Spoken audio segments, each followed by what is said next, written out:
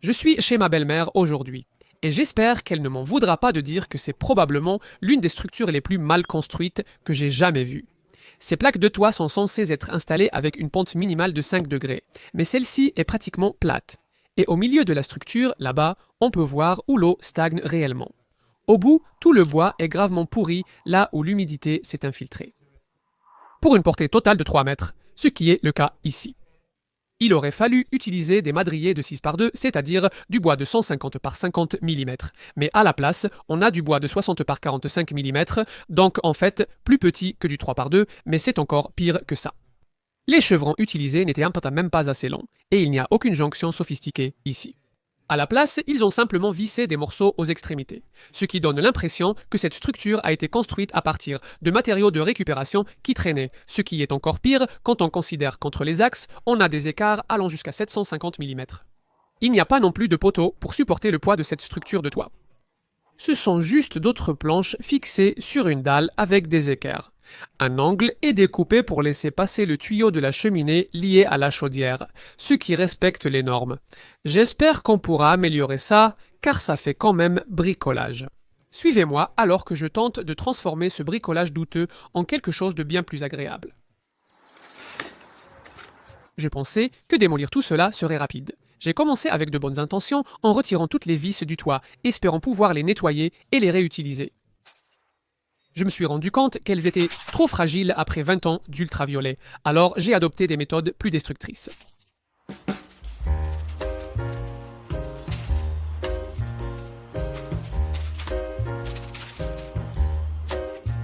J'ai fait quelques coupes de délestage dans le bois pour pouvoir tout mettre à l'arrière de ma voiture.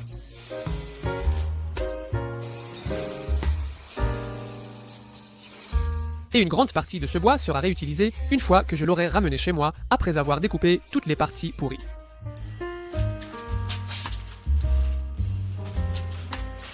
C'était cette semelle murale tenace, car beaucoup des vis étaient tellement rouillées qu'elles se sont simplement cassées. Ça me semblait un peu risqué de faire ça en haut d'une échelle, surtout avec tous les débris par terre, alors j'ai décidé de tout nettoyer d'abord.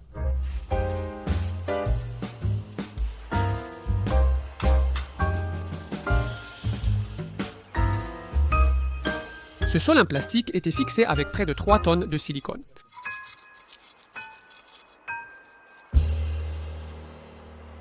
Je dois contourner quelques obstacles ici. Un tuyau en cuivre et un câble électrique. Je vais donc mettre ma plaque murale au-dessus et la structure dépassera 2,5 mètres. N'étant pas à moins de 2 mètres d'une limite de propriété, je peux donc le faire selon le développement autorisé au Royaume-Uni. Je vais réutiliser un madrier de 7x 5 cm de l'ancienne structure comme plaque murale pour la nouvelle.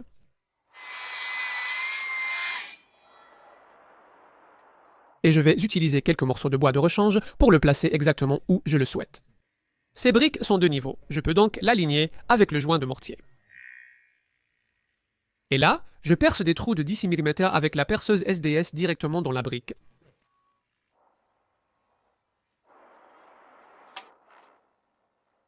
Ces vis à béton à tête Torx sont excellentes pour fixer du bois à la maçonnerie, mais elles ne sont pas réellement homologuées pour des applications structurelles. C'est pourquoi j'ai acheté celles-ci de DeWalt, elles ont une tête hexagonale, et, comme vous pouvez le voir, elles sont beaucoup plus robustes. Très satisfait, elles se sont installées facilement et tiennent fermement. Une boîte de 25 coûtait 25 livres. Je dois juste fixer la plaque murale de l'autre côté du tuyau.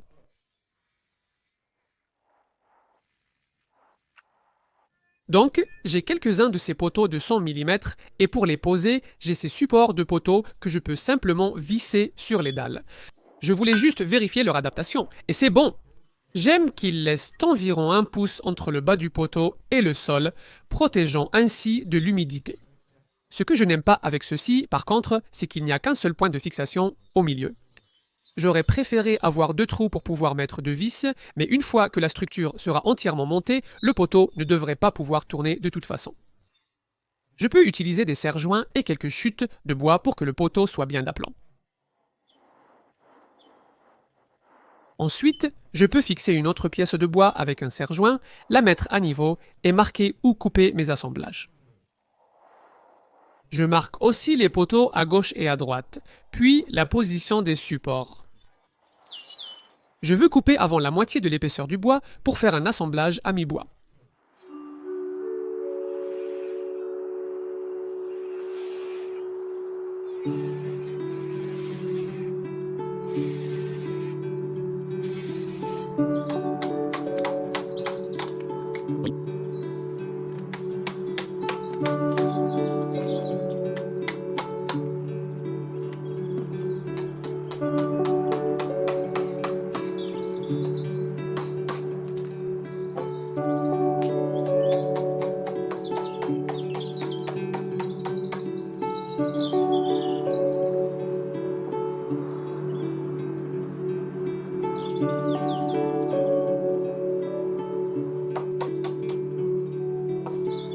Avec précaution, j'ai percé quelques trous de 6 mm, craignant d'abîmer les dalles.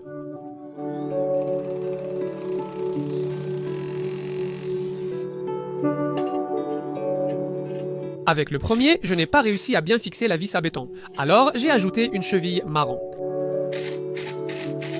Et ça l'a vraiment bien serré. En revanche, le second est entré sans souci.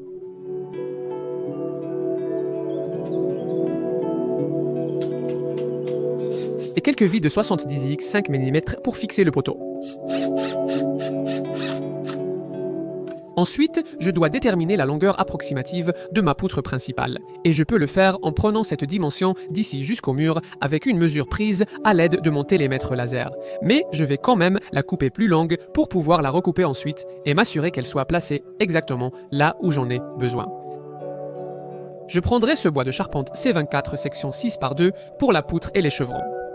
Maintenant, certains de ces bois sont plus droits que d'autres, et je veux m'assurer de marquer ceux qui ont une légère courbure afin que, lorsque je place les chevrons, la courbure soit orientée vers le haut. Nous ne voulons pas de chevrons affaissés, mais je dois d'abord couper cette poutre.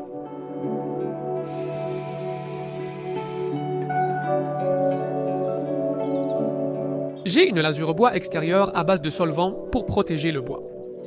Je suis un grand fan des finitions à base d'eau à l'intérieur de la maison, mais au fil des années, j'ai remarqué qu'elles ne tiennent tout simplement pas bien à l'extérieur.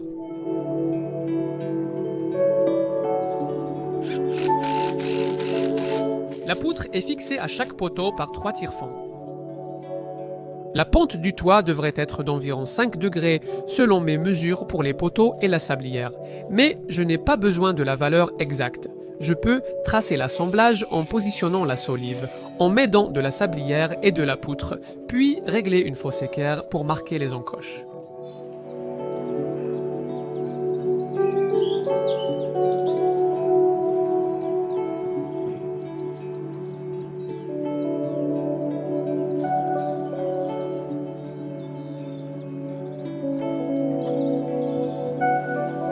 Ces découpes peuvent se faire simplement avec une scie à main, mais je vais vous montrer une méthode plus rapide dans un instant.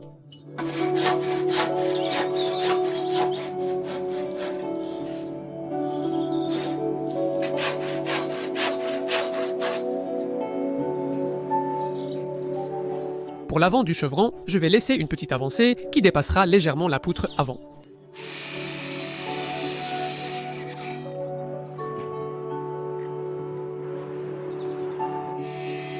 Voici la méthode rapide avec la scie circulaire. Et ensuite la scie à main pour finir.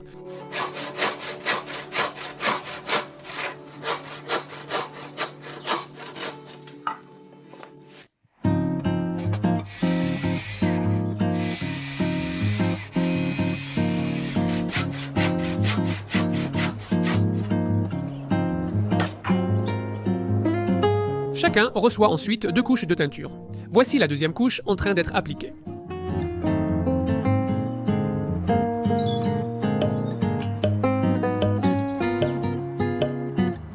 Je dois vérifier que le chevron est perpendiculaire à la sablière.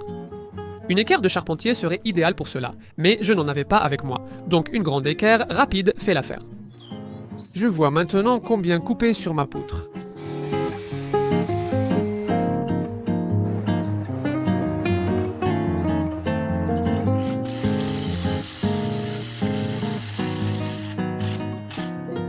Ensuite, je vais créer une pige pour représenter la largeur de mes plaques de toiture en polycarbonate. La première marque indique la largeur de la plaque, la seconde ajoute 6 mm, laissant 3 mm de chaque côté pour l'expansion. Je peux utiliser cette pige pour placer les chevrons qui soutiendront les barres de vitrage.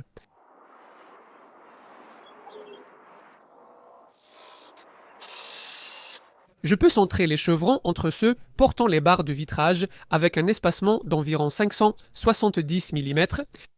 L'exception, c'est celui-ci qui, idéalement, aurait dû être placé à l'endroit même où se trouve le tuyau d'extension du conduit. Donc j'ai décidé de le positionner légèrement décalé. Je ne pense pas que ce sera trop visible depuis en dessous une fois que la structure sera terminée. Retour à l'équerrage de chaque chevron avec la sablière. Avant de visser complètement, j'ai vu qu'il fallait rapprocher toute la structure de la sablière.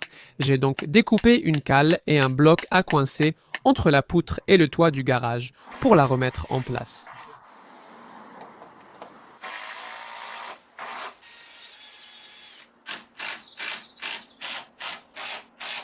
Le chevron légèrement décentré s'est retrouvé là. Ce n'est pas idéal, mais ça ira.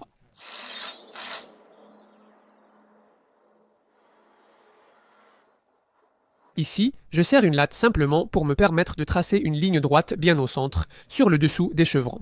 Cela va m'aider à aligner toutes mes entretoises.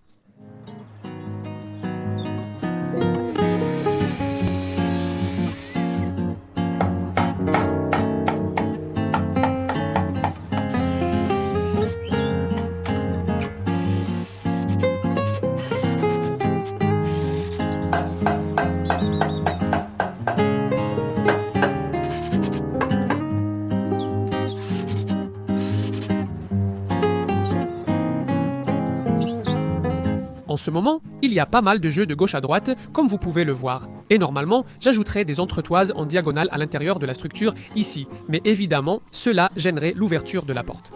Donc, ce que je pense faire, c'est ajouter des renforts à l'extérieur à la place. Et ce sera parfait pour utiliser quelques-unes de ces chutes.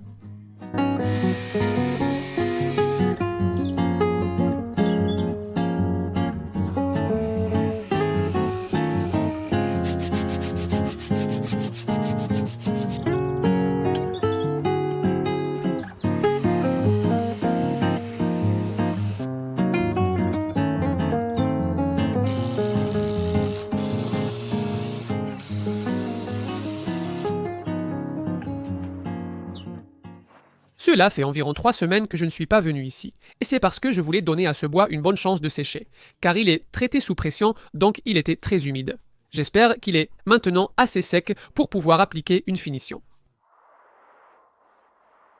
Il est donc temps de poser le toit, et il s'agit de polycarbonate triple paroi de 16 mm. Elles sont étiquetées pour indiquer l'extérieur. La première étape est de sceller les extrémités du côté destiné au mur avec un ruban adhésif en aluminium de 75 mm. J'ai choisi un jour peu venteux pour ça, car le faire seul par vent serait compliqué. Ne me demandez pas comment je le sais. Je place la première plaque à 3 mm du chevron d'extrémité, puis je peux marquer l'endroit où je veux découper autour du tuyau. Je laisse 12 mm de jeu.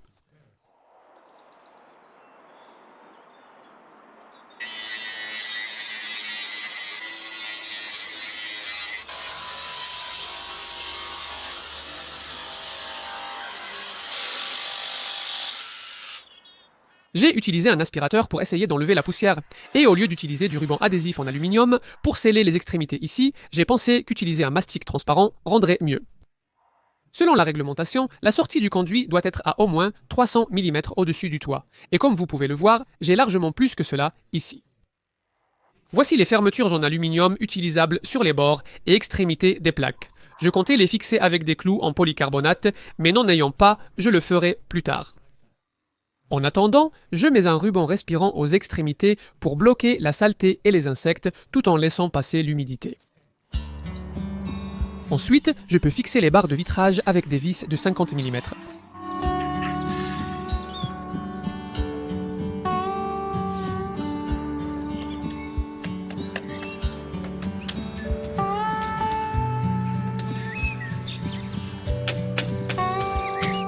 La dernière plaque doit maintenant être découpée pour s'adapter à l'espace.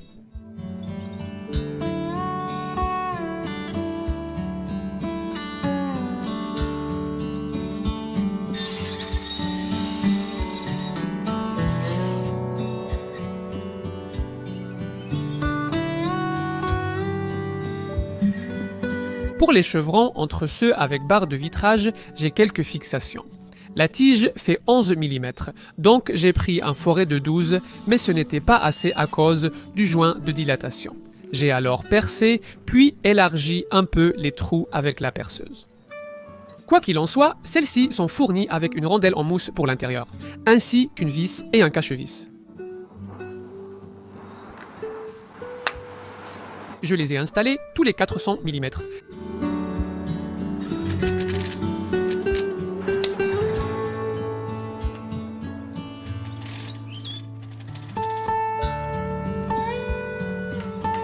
Ce sont les chevilles en poli qui sont en train d'être installées.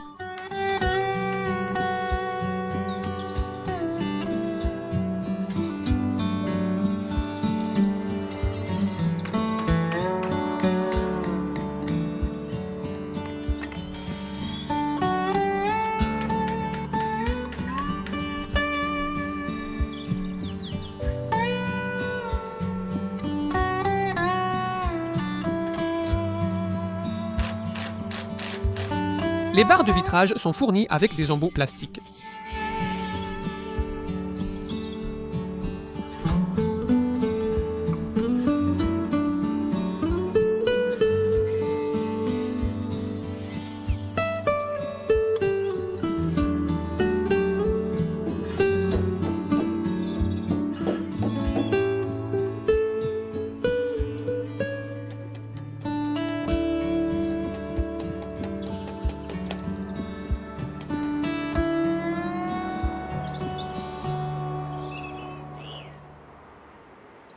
Pour sceller l'espace entre le polycarbonate et la maison, j'ai ce ruban d'étanchéité qui semble avoir une mauvaise réputation auprès de certaines personnes, mais je n'ai jamais eu de mauvaises expériences avec lui. Il a toujours très bien fonctionné pour moi et a duré de nombreuses années.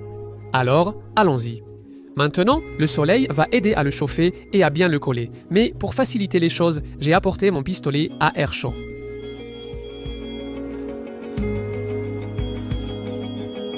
Je l'ai aussi appliqué sur le mur latéral.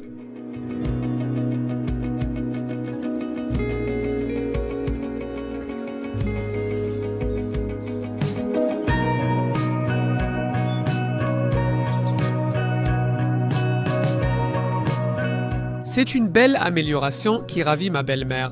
La construction a duré 4 jours, mais sans filmer, j'aurais pu finir en 3. Merci d'avoir regardé.